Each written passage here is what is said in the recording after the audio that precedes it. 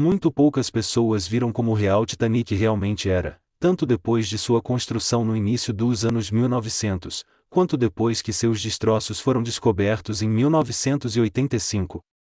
O Titanic foi construído como uma resposta aos transatlânticos dos competidores que estavam quebrando os recordes da White Star Line em velocidade e tamanho.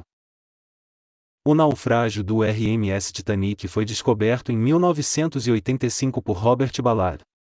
Antes disso, houve várias expedições que falharam.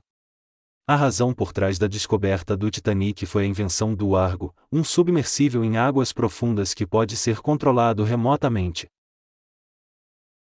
Graças ao Argo, uma das 3 hélices foi encontrada nos destroços do navio. A mesma era, na verdade, do lado estibordo do navio. As hélices laterais do Titanic tinham 23 pés de largura, enquanto a do meio tinha 16 pés de diâmetro. A imagem que foi feita perto do final da construção do Titanic dá uma ideia clara de quão enorme era o navio e suas hélices. O navio tinha 883 pés de comprimento, tornando mais alto do que qualquer edifício que existia naquela época se o navio fosse colocado na posição vertical. O Titanic transportou vários passageiros, incluindo 2 recém-casados, Sr. e Sra. George Arder, que estavam em viagem de lua de mel. A mulher sobreviveu ao naufrágio, mas o marido morreu, infelizmente. O fotógrafo que tirou uma foto dos dois, Bernie Palmer, vendeu os direitos de suas fotos por apenas $10. Ele não teria feito isso se soubesse o quanto suas fotos valeriam anos depois. Quando o Titanic e seu navio irmão Olympic foram construídos, eles eram os maiores navios criados até então. Naquela época não havia nenhuma via de circulação que pudesse acomodar sua construção. Então, para seguir em frente, a empresa teve que construir uma rampa gigante primeiro.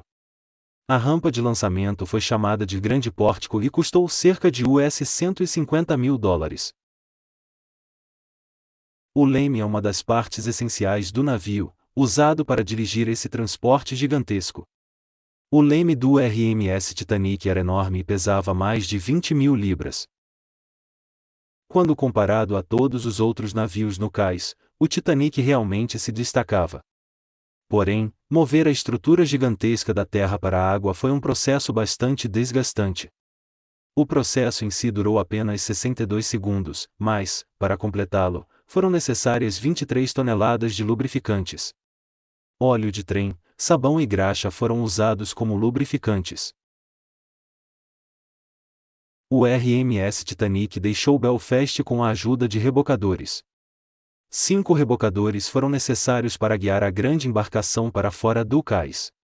Isso foi feito durante um teste no mar, que é uma das fases de teste perto do final da construção de um navio. Havia cerca de 700 tripulantes no Titanic. Edward J. Smith, o homem de barba branca no meio da fila da frente, era o capitão do navio. Havia rumores de que a viagem inaugural do Titanic seria sua última viagem antes da aposentadoria. Os outros homens apresentados na foto são vários oficiais e engenheiros, incluindo o engenheiro-chefe. Edward John Smith era o comandante da companhia de transporte White Star Line e também o capitão do RMS Titanic. Existem vários relatos das últimas palavras e ações de Smith, bem como sua morte no desastre. Mas todos sugerem que suas ações finais foram verdadeiramente heróicas. Algumas pessoas culparam o capitão Smith pelo incidente, sugerindo que ele erroneamente correu através do gelo a toda velocidade. No entanto, ele foi exonerado póstumamente já que o que ele fez era uma prática comum na época. Vários dos sobreviventes alegaram em suas cartas que o capitão Smith estava bebendo logo antes do incidente. A carta de um sobrevivente escrita a bordo do navio de resgate Carpathia foi vendida em um leilão em 2012. O infame iceberg foi a causa do naufrágio do Titanic. Ele quebrou o lado do navio gigante e perfurou todos os 5 estanques da nave que deveriam mantê-lo à tona. Esta foi provavelmente uma das 350 cabines de solteiro de primeira classe. Havia também 39 suítes privadas disponíveis no navio, e cada uma tinha um banheiro privativo além do quarto. Algumas suítes privadas até incluíam closets e eram decoradas de acordo com o estilo luxuoso da monarquia francesa.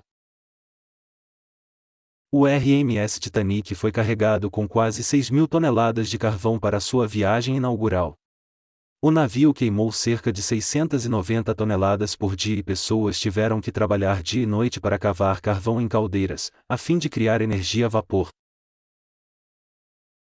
O Titanic tinha 20 botes salva-vidas no convés que poderiam transportar cerca de 1.200 pessoas na capacidade máxima.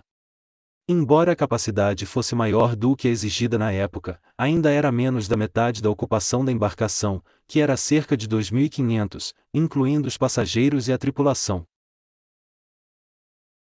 Mais de 700 sobreviventes foram resgatados por um transatlântico chamado Carpathia. Os sobreviventes estavam no meio do oceano, sofrendo de estresse e hipotermia. A tripulação do transatlântico imediatamente entregou aos sobreviventes algumas roupas quentes. Foram tiradas fotos de botes salva-vidas cheios de passageiros fugindo do navio afundando. Mas há uma triste história por trás deles.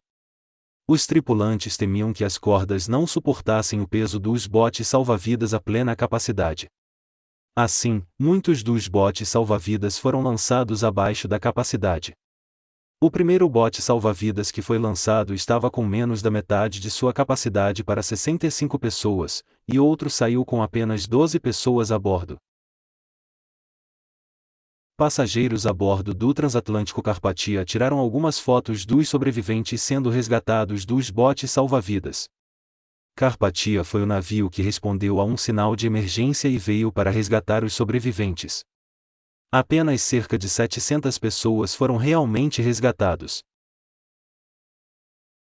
Depois que os passageiros foram trazidos de volta ao Pier 54 sãos e salvos em Nova York, todos os botes salva-vidas ficaram vazios.